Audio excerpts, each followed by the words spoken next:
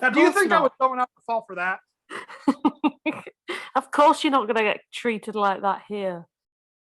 Yeah. Oh, no. I was not dumb enough to fall for that again. No.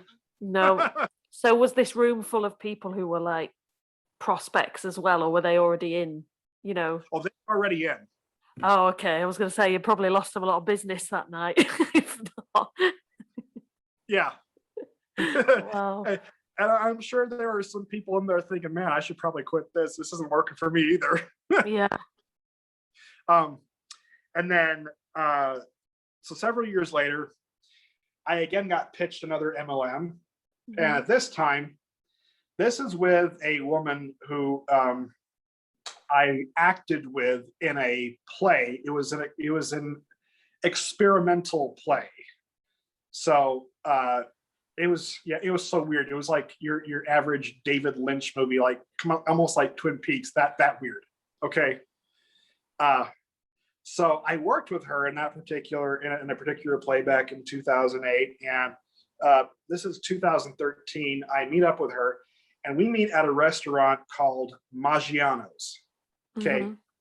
Maggiano's is an exclusive Italian restaurant, and there are only two reasons you go there to eat. It is either a business meeting, or you are in a serious relationship and you're taking it to the next level. Okay, the proposal spot.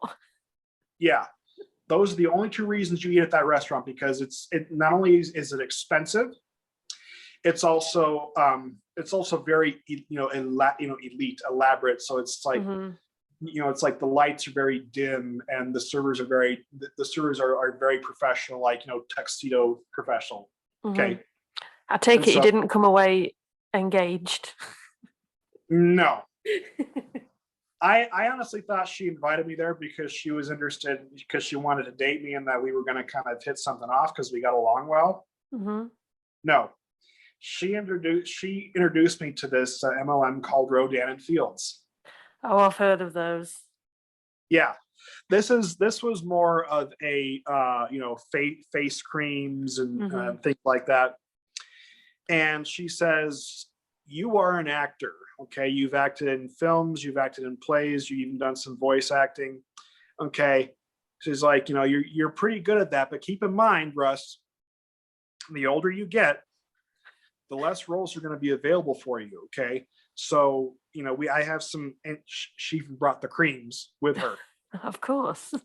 As well as the booklet. So she's like, I have some things that can help you out and make you look and feel younger, so that way you are more marketable for roles. And at that point, I feel like I just got duped. Oh, man. But what she said was absolutely not true, okay? The older a male actor gets, the better roles are available to him, okay? Now, for women, it's the complete opposite. Yeah. Okay. It's like the older you get, the less roles are available because they want the younger, pretty ones. It's a very sexist industry. Okay. Yeah. Yeah. Sure. That's how Hollywood is. But I feel like I got duped, and I got to be honest with you, I didn't join that MLM. Good. Yeah. So now I'm speaking out. I'm speaking out against MLMs, and I'm doing my research. I'm watching some content creators. Let's see, like Josie, Not the Good Girl, is one of my favorites. Yeah, I love hers. Alonda Carter, the recovering Hunbot, she's also a favorite of mine. And then I listened to Roberta Blevins' Life After MLM podcast. I talk to her periodically, on a regular basis. She is so fun. She seems really fun. Yeah, she is having heard her story on LuLaRoe and seen her documentary on Vice, I talked to her a lot. When she had me on her podcast, it was almost like she was opening doors for me. Yeah, sure. Yeah. I get that. I mean, we've spoken a couple of times, but we've just not managed to work anything out to like get on a Zoom yet or anything. But she seems like that kind of person. Like Yeah, well, she's so knowledgeable. It like I'm still new to it. You know, I'm still new to the whole anti-MLM. Like, don't get me wrong, I watch everything and I read everything I can, but well, but yeah, she's just really knowledgeable in her field, isn't she? That's what she comes yeah. across like. Hmm. Well, it's like if you really want to go back to the history of MLMs, you gotta go back like several hundred years when they had, especially like maybe I'll start like thousands of years ago, and then it went to like the Middle Ages up until like the early 1920s, I believe, Hmm. when you had snake oil salesmen that were going around peddling this miracle elixir to make you feel better, to make you feel better, younger than you ever felt before. And all that miracle elixir is just the guy pissing in a bottle. Wow. Yeah, Oh no. I think yeah, it's because obviously MLMs are a lot, they've been a lot bigger in America for a lot longer than they have over here. Um, and I think we're kind of, and I spoke about this in my first episode, like we're kind of behind on the education side of it. hmm, Anti-MLM content, where there's some really cool creators who are doing things to change that now, but in terms of like progress, like we don't have the FTC over here to, or anything like that, to hold these people accountable, you know. yeah. And that's what kind of makes it hard, because when you have when you have deregulation take place, especially in a country like the United States, where capitalism is one of our main drives, and how they always sell the American dream to people. Hmm. Uh, you do create room for corruption, um, Yeah. and it kind of started here with Charles Ponzi, when he created the Ponzi scheme of like creating a company out of thin air, getting people to invest in this, so that when the more money people invest, the more he can pay off his early investors, and then when things kind of fall through, he can just disappear and didn't do the same thing again. Meanwhile, thousands of people have been stiffed of their money and are now broke. Hmm. Okay, Hmm. and so and then it kind of evolved into Tupperware parties Yeah. from like the 50s through like the 70s, where you had these stay-at-home mothers that wanted to make a little extra money, but were told that you couldn't really go into work. You couldn't go to work, because if you wanted to actually work, that wasn't good, because you were to stay home and raise the kids. Hmm. Okay, yeah. So you had that. Giving all these Um, women their independence. yes. So these Tupperware parties gave these women their independence, and then it kind of and then you had Amway, the first like real the first real MLM company. Hmm. That thing has just fraud written all over it. They're a big MLM though. They are huge. Okay, and they have access to politicians, attorneys, Hmm. and very powerful people that endorse it. And it's almost as bad as the Italian mafia in New York. Wow. Okay, yeah, okay. It's like you create a monopoly like that, you pretty much own people, and so that's why when the FTC goes after them, things, it's like, oh yeah, we'll just pay the legal fee and they'll go away. Hmm. And then you have Herbalife. Now Herbalife, have you seen Betting on Zero? I've seen, yeah. So I've watched it through YouTube. It was kind of not great Yeah, quality, but yeah, I've seen it. Yeah. yeah.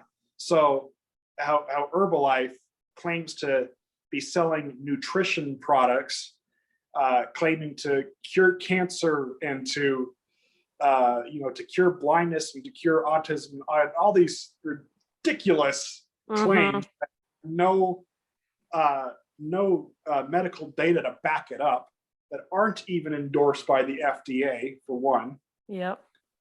And then you have, and then then you also have these nutrition clubs, which, in my opinion, are modern day speakeasies, where you have this green construction paper covering the windows of this place. You have no idea what it is, but you see people go in there, and it's a members only club where they serve Herbalife shakes. Well, from the outside, okay, looking at that, not being in Herbalife, you think it's a crack house. I wonder what you was. I was trying to figure out what you were going to relate it to before you said crack house. It's like you think people are just like weighing cocaine and getting a straw and credit cards and snorting all that stuff. Yeah. There's I see a lot online about this. We don't have anything like that over here, but I see a lot online about opening shops in people's towns that are these health club, weird health protein shake places. Well, the community that got the hardest hit from Herbalife was the Latino community, because you have hardworking, honest people that that they don't make a lot, and so they give their entire savings, which is very small, to a company like Herbalife, and they're broke. They lose money. They're broke. They're destitute, and you just keep spraying on people, and that's what I don't like about it. And so that's the thing about these MLMs is they preach this endless chain of people, which I'm sorry, they don't exist. Okay. At some point, okay, you can write names of people, you can write names of people to your heart's content, but okay, eventually you run out of people to pitch this to. People that you think can sign up people they know, and that creates this endless chain of people. Well, I'm sorry. Okay, the people that you believe can create this residual income for you, there aren't enough people on the earth to fill that endless chain. No. Okay, so you run out of people, and what happens when you run out is the house of cards begins to fall. Okay, and that's why there are so many I shouldn't say casualties, because they don't really, people that get out don't really die, but I don't know how to say it any other way, because I know what you mean. You just have multiple streams of people that go in and out, and they lose money. I think as well that the concept of it now, I've been in and then come out again, like the concept of you recruit people, but you also want a customer base too. You know what I mean? So like if you're recruiting everybody, you're never going to get any custom, because they're always going to order through themselves because it's cheaper. Yes. So you've either recruited everybody yes, or you're selling to people, which one is it? You can't doing both isn't sustainable, because eventually when you're struggling to get people recruited, you persuade people who are your customers to sign up, because if you sign up you can get it cheaper, so then that's a customer loss. So which one is it? The customer base isn't sustainable. And according to the FTC, that MLMs that have a product aren't technically pyramid schemes, because they have a product that they sell. Well, I'm sorry. Okay, product or not, the product is not the main part of the business. It's all about recruiting people. Okay. And in fact, the product is just a front. For what's really going on. Of course it is. Okay. And so, but it's like So you have product based and service based MLMs, and here's where the difference really ties in. So the product based MLMs, uh, it's usually mostly women in those. Mm-hmm. The service based MLMs like ACN, Legal Shield, World Financial Group, Primerica, okay, those are service based.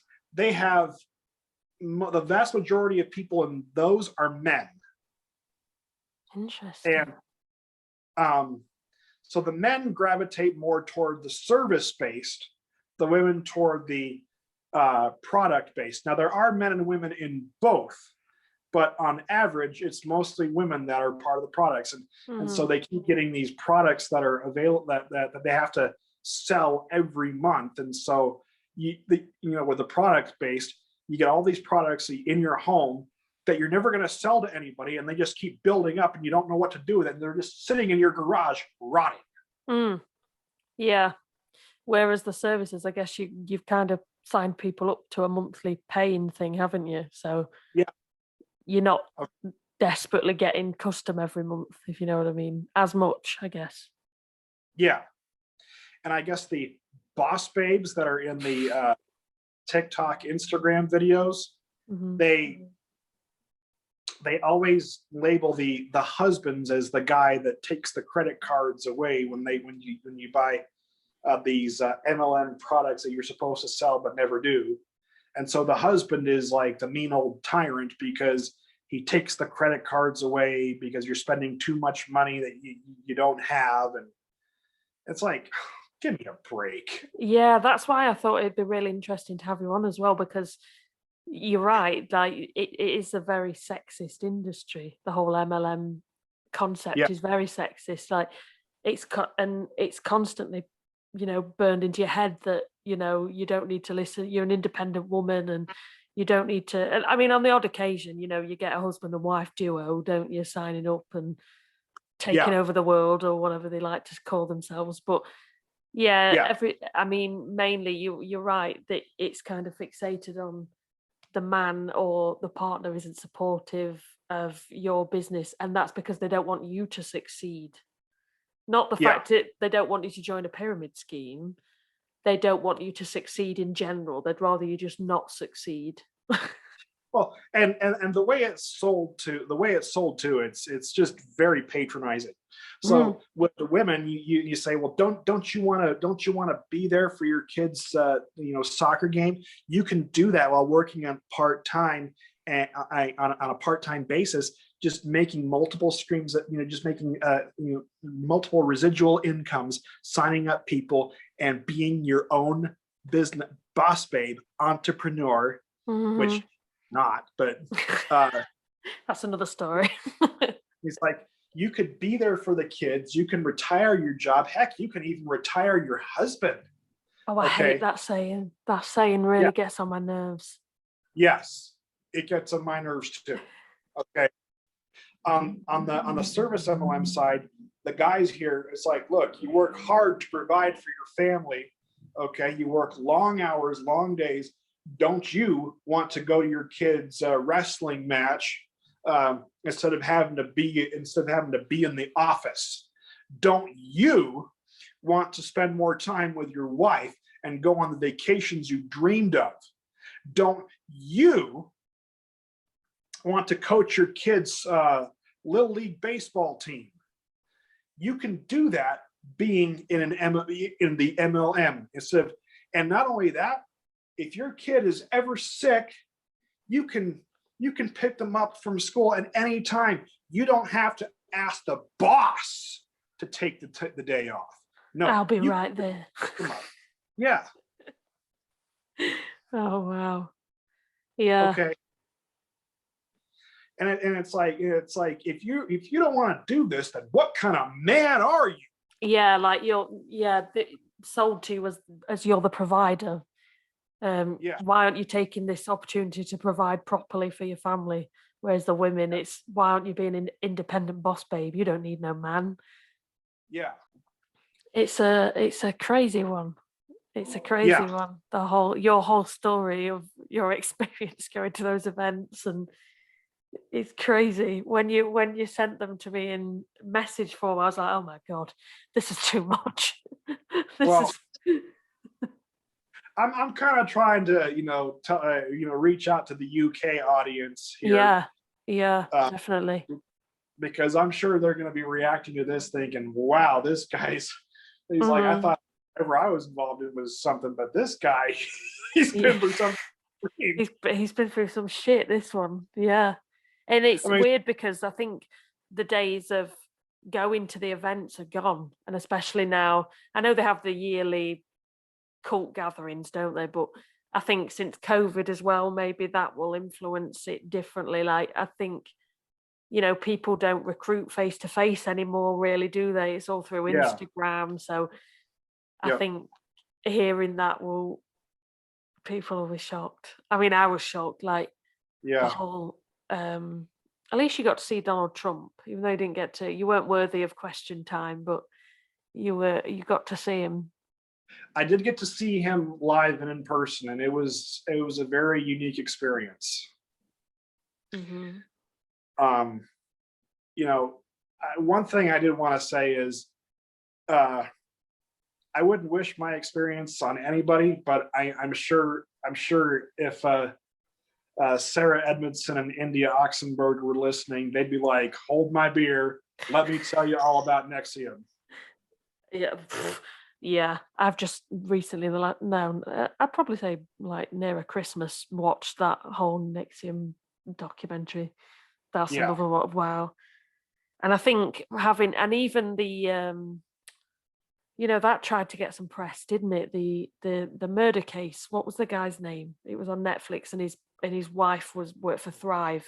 Um, oh yeah, that was Chris and Shanann Watts. Yeah, Watts, Chris Watts. I mean, that got a lot of steam over here too. And I think people online were really trying to link the MLM to the offence, and it's not the case. But the fact people are in MLMs is becoming more of a topic, I guess. I'm trying to say, Yeah, you know, yeah. They actually live about they, well, I should say, lived about an hour and a half away from me in Frederick, Colorado, which is a small town.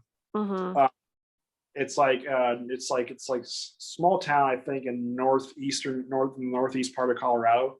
Wow. It's about an hour and a half drive, and it's a beautiful town. We did a sci-fi film up there, and it was crazy because where we were shooting, we were right in the neighborhood where Chris and Shanann lived, and in fact, we were probably a few houses down. Wow. So, Whoa. That's crazy. but you didn't know it at the time. No, no, of course. But I mean, that was brought up the fact that they were wearing those Thrive patches, and that changed him as a person and like all that rubbish. But Yeah, the they were fact seven that, thousand dollars in debt. yeah, the fact that these companies are getting the bad press is what we want, basically. Yep. Yeah. And then of course you looked at the death of a young lady of cancer in an MLM called Market America. What's that? Market America is also an MLM, but they don't claim to be an MLM because it's all it's online, but it's kind of like a whole shopping type of thing. But the the CEO J.R. Reidinger, he gives these very outlandish performances. I'm telling you, he goes all out. He's like, you see the events, you have the um, fireworks just like going off on stage, and then you have like him running around in a hamster wheel, and then you have like some gravestones, and he's just like talking to a gravestone who never answers back, and he's like, it's so weird, but he's very eccentric, Oh and yeah. you watch that and you're like, whoa. What? He's like, ease up on the cocaine, pal. Yeah, probably all that MLM money. Yeah. So, Yeah. The- I'm telling you, it's Wow. Well, thank you very much for coming on and telling your story. oh, anytime, We anytime. appreciate Thank it. We should probably do another episode um about, the like that's the topic that kind of I really like to think about is, the like how it came over to the UK and is now like there's so many up and coming MLMs in the UK, and we should probably do a whole episode about that. That'd be fun. I'd be happy to. Yeah, brilliant. Any parting words for your Yeah, English audience? yeah. So, if any of you are thinking about getting out of your MLMs or have been out of your MLMs, but you're feeling the PTSD, post traumatic Hmm. stress disorder, Yeah. from experience, I will tell you this, that it does get better. Hmm. Um, it's not going to happen overnight, but it gets better. Not only will you be more educated on what a scam these are, but you'll also be able to help other people. Another thing I want to say is, when you are out of the MLM, do not attack the people inside, Hmm. because they are victims just like you were. Yeah. Okay, they may mock you, they may make fun of you, they may talk about how you'll never have what it takes to be successful. They will be where you are, okay, and they will know exactly what it is like. So don't, by all means, don't attack them, but just educate, Hmm. inform, and by all means, just continue to show love, especially those who have recently got out of MLMs. Don't, because what we show love to people. We Yeah. don't attack. Yeah, and sometimes that's happened recently in some of the I don't know if you're in any of the UK Facebook groups for anti-MLM, but that's happened recently in some of those spaces, where people have gone taking it personal basically back to these people who are in MLMs, and everything that they're taught from their upline about what we do and we're haters and all of that stuff, you are kind of proving that, you're proving them right, and that's not what we want because we're not here for that. No. I think if I'd have gone straight, like, I mean, when I tried New Skin, it was like it's like 4.5 years ago, coming on 5 years ago. So, you know, when I think if I'd have gone straight into, I kind of just walked away from it like that was a weird experience. I'll never do that again. Like kind of that got on with my life, and then it was only kind of a year ago that I'd got into anti MLM content on YouTube and stuff and Instagram and stuff like that. And I think that break was good because I'd kind of got over everything that I was mad about, if that makes sense. No. Perfect sense. Mm. Well, thank you thanks for coming on, and we'll do another episode for sure. I'm looking forward to it. Do you want to tell everyone where they can find you? Do you do anything online with the anti-MLM community or? Yeah. So I do. I am on Clubhouse. Mm-hmm. So if you're on Clubhouse, my my handle is Russ Nielsen. Mm-hmm. I also have my Instagram account, which is King_Xerxes. That's XERXES at 1982. Mm-hmm. And then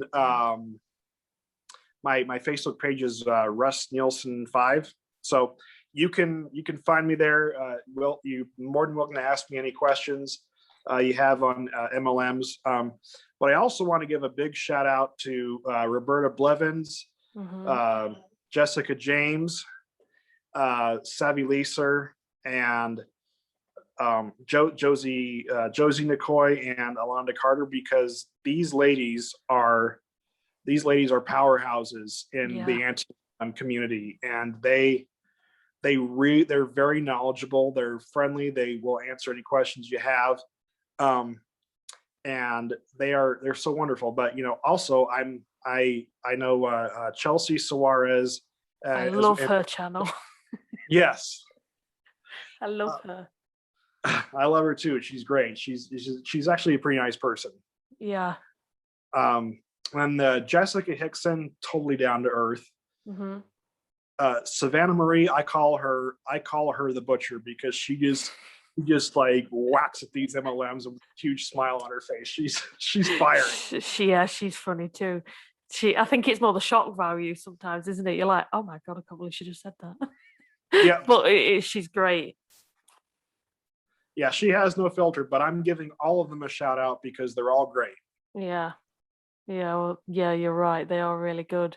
And we've got some really good, UK creators that are coming up there. Laura Elizabeth Dos Santos, she's been on my podcast before. She is pumping the videos out about all the UK MLMs that are there, and she was in Unique herself, so she knows all about it and how it works. There's a few, Miss Bon Lee, she's another one. She's great. She's a bit like no filter, but she doesn't care either. And I think sometimes that works. I think you need a bit of everything in the space, don't you? And more people preaching the message, the gospel, preaching the gospel. Yeah.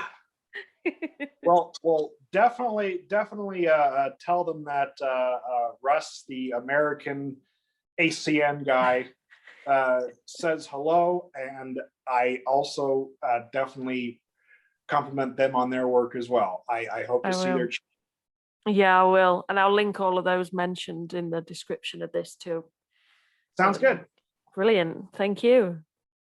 All right. You have a wonderful day. So that's really what bothers me about all of that too.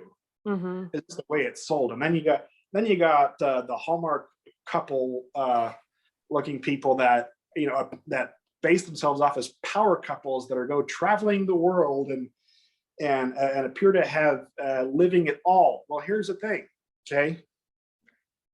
They do the business while they're on vacation. Okay, I've heard stories of women on TikToks advertising, talking about promoting the business while being in the hospital in labor and pregnant. Oh, I know. Or I saw one as well that a lady who was in Monate, she was selling shampoo to the midwife, like do you call them midwives over there? The nurses that deliver the babies. Yes, I think we do. Mm-hmm. That the at-home water births and things like that. Those are. I wouldn't say they're very rare. They're just not as common here. Yeah. But in the hospital, she was selling to the nurses that were delivering her baby. She'd sold shampoo, and it was like, good for you. Like, nobody wants to do that. I think you should be in the moment when you're giving birth. Yeah, and so it's like you think that, they say they have time to for the things they want, but it's like every single moment they're on the TikToks, they're on the Instagram, and all they're doing is just running their business. And so that business runs their life and they don't have any control. It's like, in a corporate job, you go to work, you go home, and that's it. Whereas like, no matter where you go, you have to promote the business. And so you're a slave to it in all sense. Yeah. Yeah. It's a bit mind-blowing. More than a bit mind-blowing. Mm-hmm. Yeah. I think I've always found it strange how even, I guess, in America, there's a lot more that people would need the extra income for, if that makes sense. Like, you pay for your own health care, don't you? Your holiday, in like, I don't know what you call it, but in your job, you don't get as much holiday allowance as us. Like, we get the standard is you get 4 weeks a year.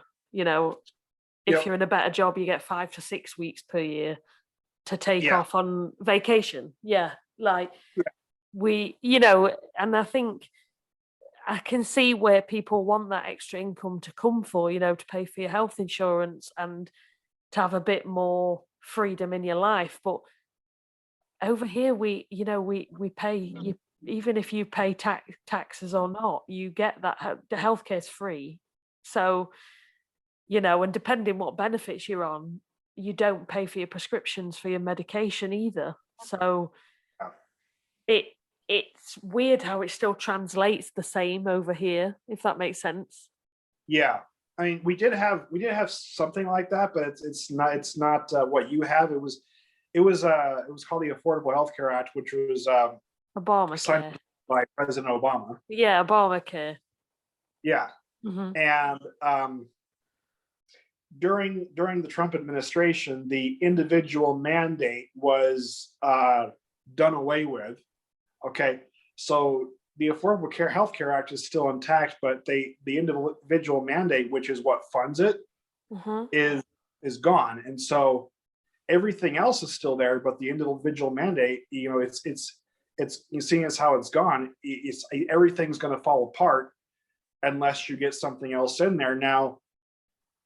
With Biden, I'm sure the administration is up to something. I don't know what it is, but Vice President Harris is going to be probably spearheading that because Joe Biden, our president, he's like 78 years old. He's got dementia, kind of forgets things what he says, and Yeah, sometimes says things that don't make sense. And so I think she's running the show more than him, isn't she? she is. Hmm. Okay. She's kind of like the thing, she's kind of in the background where he's kind of up front doing he's kind of up front image wise. Hmm. Like cameras are on him, he'll like meet with world leaders and talk, and then also like appear to be signing bills into law, but he's not really running the country because he's not able to. He's got an early onset of dementia. Is that confirmed? Is it confirmed? No, it's not necessarily confirmed. It's just because if it is, it's going to be hidden from the public. Of course, yeah. Because nobody wants to be in a country run like that.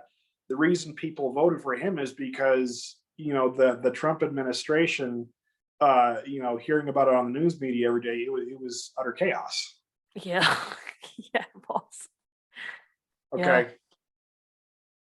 Yeah. When you're hearing about it from the media, it's like you had the Mueller investigation, and then you had the impeachment hearings, Hmm. and so people didn't want that, and so hence we got Biden.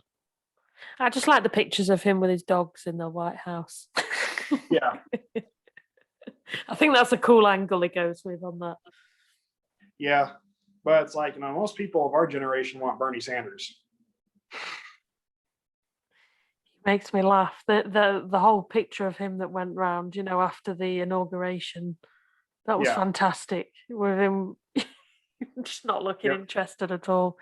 I know that MLMs have had a big influence in politics, haven't they, over the years?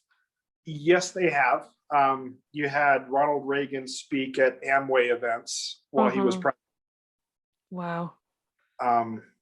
You had Betsy DeVos, who our former Secretary of Education, married the son of Dick DeVos, who was the real president of Amway. Mm-hmm. Let's see, you had Madeleine Albright, former U.S. Secretary of State under Clinton. She endorsed Herbalife. Ugh. And then Vice President Harris's husband also happened to be a lawyer for Herbalife, so he was on the legal team.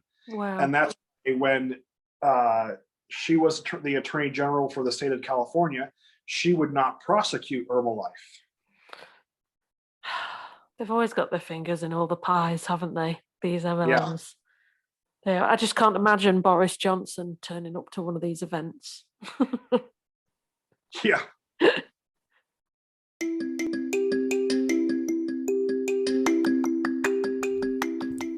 Thank you again to Russ for speaking to me and telling me all about his story. I think it's great to see men in the movement against shady, unethical business practices, and his experience at live MLM events makes everything we're bringing awareness to completely validated, in my opinion. Next week's episode will be a different one for me. I'm going to try and record an episode on my own. Since unpacking boxes from moving house, I've come across the ultimate diamond. That's right, I've found the notes I took from the online training Zooms I attended. I was so happy I thought I'd got rid of all the evidence. So that might be an interesting listen. Of course, please join me on Instagram and our Facebook group. The info will be in the description bar below. Enjoy your week and see you next time.